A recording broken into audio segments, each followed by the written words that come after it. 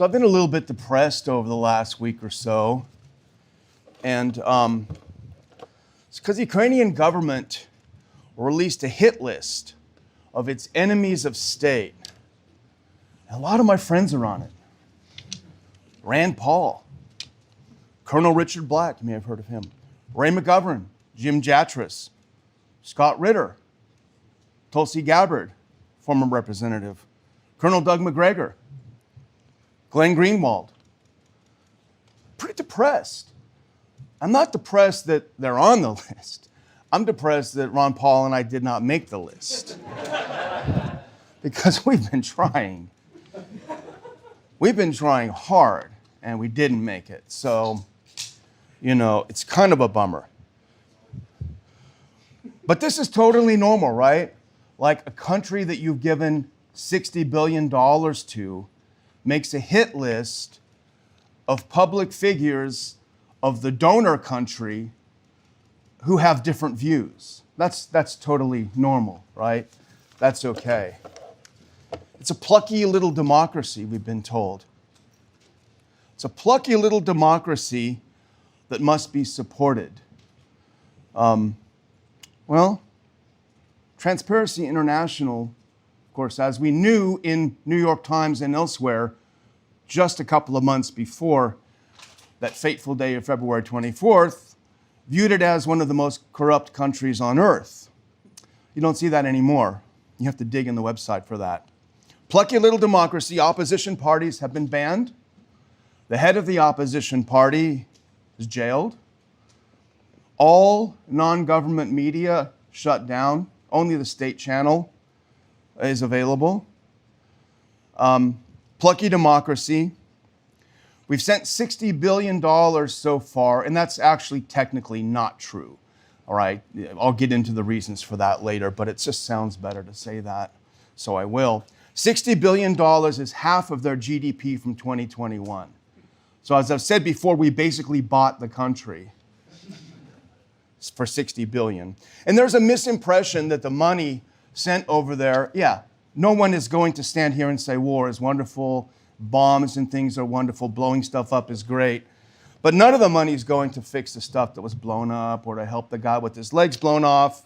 As we know, we're all adults here, it's not naive. Now, some of it's going over to there to bribe politicians because we know they're for sale. There's no question about it, and we're no different, but it's more blatant there. But most of it, as we know, goes to the wealthy in the U.S. By the wealthy, I mean the well-connected, the military-industrial complex, as they're known, the Beltway bandits, the military contractors, the consultants, the think tanks, the media who feature former military who now work for think tanks and consult in defense companies. This is where the money goes to. So we're talking about a massive money laundering scheme. And we're using Ukraine right now as an example because it's on everyone's minds. You can pretty much put this in any major foreign policy crisis, Iraq, to a lesser degree because we weren't as involved, Syria, Libya, etc. It's a massive money laundering scheme whereby javelins, for example, were sent over, Javelin missile, it's an anti-tank missile, sent over by the bushel load to Ukraine. Not very effective, turns out, in warfare. Nevertheless, we depleted the supply of javelins in the U.S. arsenal, so there was an appropriation of $600 million recently to build new javelins, and Raytheon was pretty happy about that. Worked out pretty well for them. There are a lot of mansions in McLean that are built and refurbished, a lot of fancy bathrooms being remodeled on the backs of this war, and literally on the blood of thousands who die in this war. And it's a weird war. It's a strange war. The Australian progressive, but in a pretty good way, Caitlin Johnstone, journalist, wrote, she said, "This is the most aggressively perception-managed war in history." And I think she's got that right. How many of you saw the recent spread in Vogue of Zelensky and his wife, the president of Ukraine? Now, this is normal. This is totally normal, right? In the middle of an existential war, you pause to have Annie Leibovitz come over and take some photos of yourself and your wife. Some of them are literally war pornography, where his wife is in a, I don't know, maybe Jeff knows more about the fashion, beautiful dress, and behind her are rugged-looking soldiers in a burned-out tank or what have you. Literally war porn we're seeing in vogue. Because when you're managing an existential war, of course, you do need to keep up your image.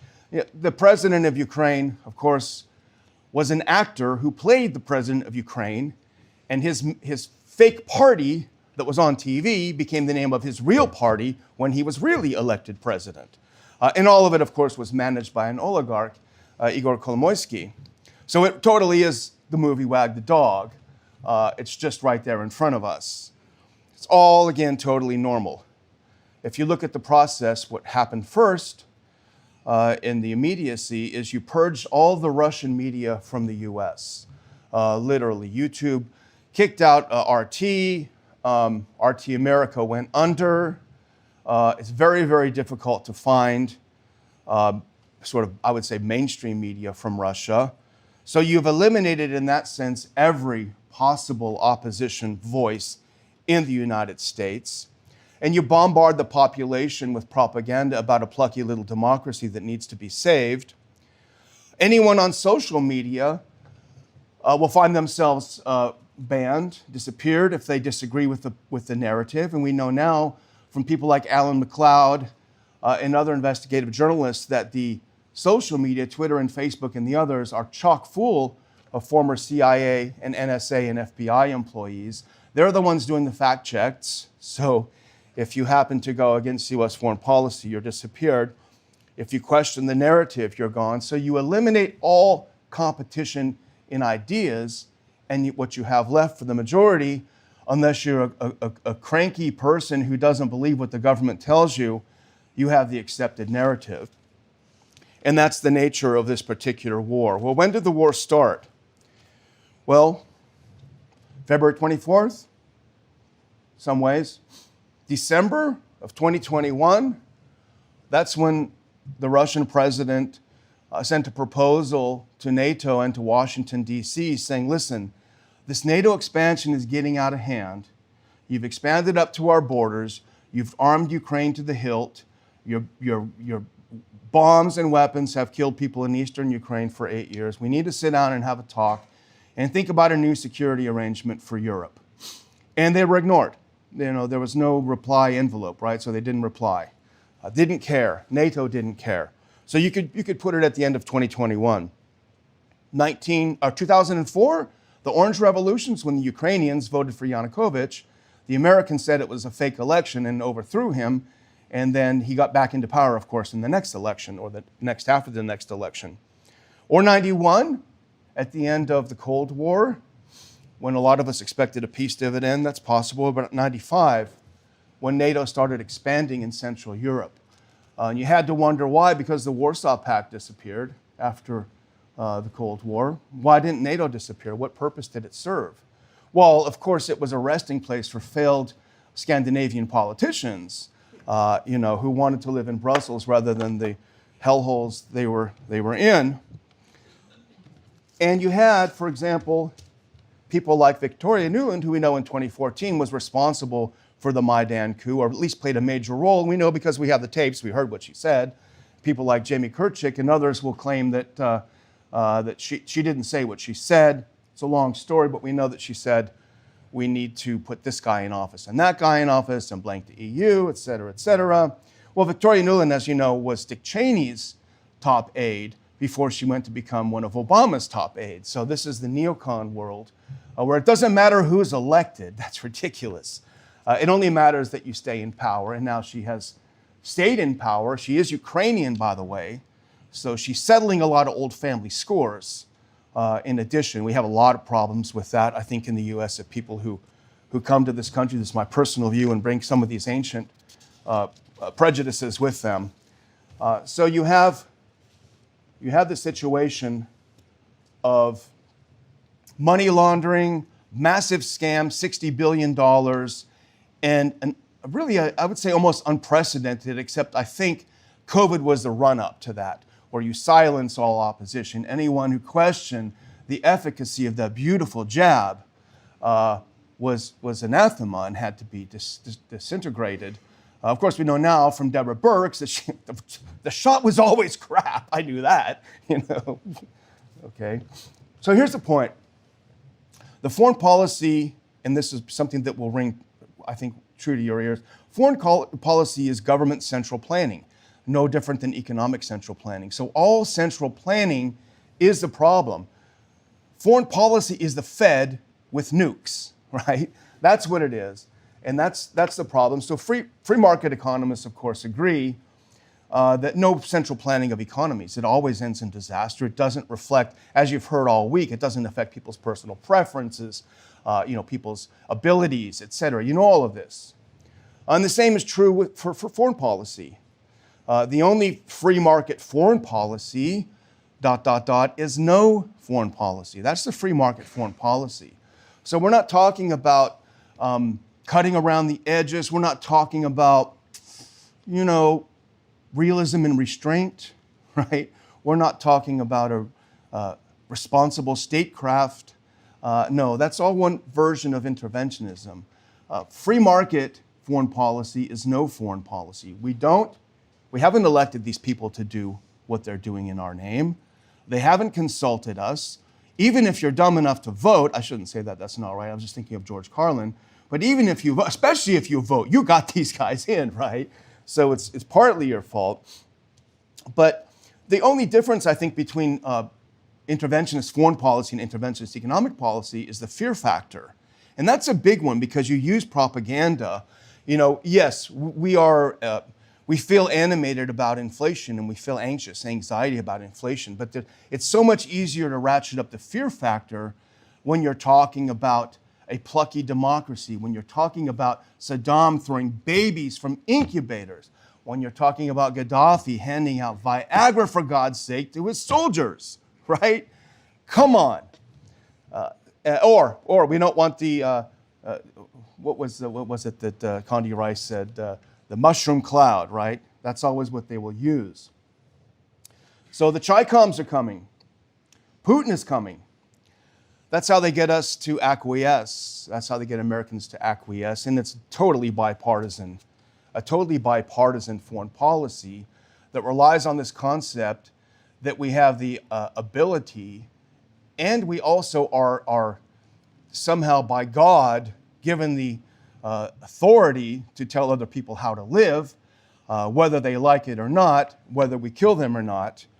And that's a big problem, and that's why I've come to the conclusion that the only reasonable foreign policy is no foreign policy. There are 50,000 people that work at the State Department. Do they do anything that any of us in this room want done? No, they don't, at all. So, and here's the part where I do a show with Dr. Paul. So here's our commercial break in a way, but it is related, and that is if you're interested in these things, and I hope Jeff will indulge me this. But the Ron Paul Institute does have, on a very smaller scale, the Ron Paul Scholars Seminar, and it'll take place in September. Today is the last day to apply. So if any of you are interested, there are scholarships available. It's in Washington, D.C. on September 2nd. Go to ronpaulinstitute.org for a short application. But I do, again, I know you're all tired, but the deadline is today. So here we have it. So as if they're not satisfied with us sort of wading into a potential nuclear war with Russia, the DC establishment, and it's bipartisan, has now decided that's kind of not enough. We need to go ahead and get ready for a nuclear war with China. You guys might be watching this, but Nancy Pelosi has said that she's going to go ahead and visit Taiwan, and in a perfect world, we'd say, who cares? But in the real world, the Chinese aren't happy about it. They know what the purpose is. The purpose is, to own the Chi-Coms. That's what it's all about. So she's going to go there. She wants to go there. My personal opinion is that she won't. But nevertheless, that's what's happening. The Chinese are obviously not happy about it. They're angry about it. They don't like the U.S. getting involved with what China considers its internal affairs. But to show China who's boss, she wants to plan to fly to Taiwan. Now, the former editor of the Global Times, which is basically the English language paper of the Chinese Communist Party. He wrote recently, and I think it should be taken very seriously. His name is Hu Shijin. And he said, U.S. fighter jets escort Pelosi's plane into Taiwan. If they do, it's an invasion. The PLA, the People's Liberation Army, has the right to forcibly dispel Pelosi's plane and the U.S. fighter jets, including firing warning shots and making tactical movement of obstruction. If ineffective, then shoot them down, right? And we would say, we're the Americans. Who the hell are you to threaten to shoot us down? Well, take a look at the map, and you'll see why we shouldn't be there provoking. And the problem is, in Washington, the attitude is, don't worry, the Chi-Coms are bluffing. Don't worry, Putin's bluffing. Well, they don't all bluff. They're not all BSers like ours are. And you could say, well, they should do what we tell them. Well, why? It's a South China Sea. Why should they do what we tell them? What benefit is it to us for Nancy Pelosi to go to Taiwan? Does it help any of our lives? Will anything improve? And really, I mean, to paraphrase the late, great Congressman John Schmitz, and I know some of you know of him, maybe you don't, but Schmitz said this of Nixon, but I'll say it of Pelosi. I have no objection to Pelosi going to Taiwan. I only object to her coming back. So the title of this little talk is Foreign Policy is Welfare for the Rich.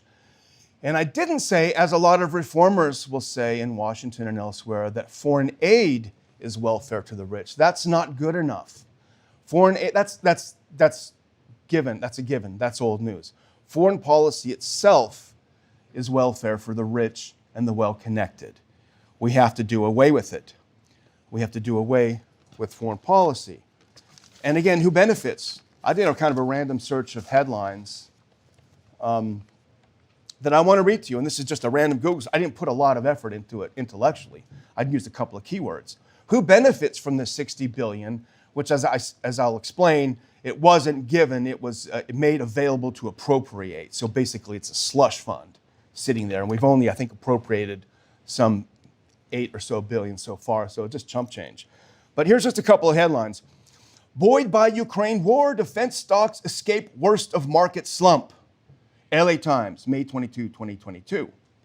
20 members of Congress personally invest in top weapons contractors that'll profit from the just passed $40 billion Ukraine package. Business Insider, May 19, 2022. One of the nation's largest defense contractors just donated tens of thousands to lawmakers voting on defense legislation.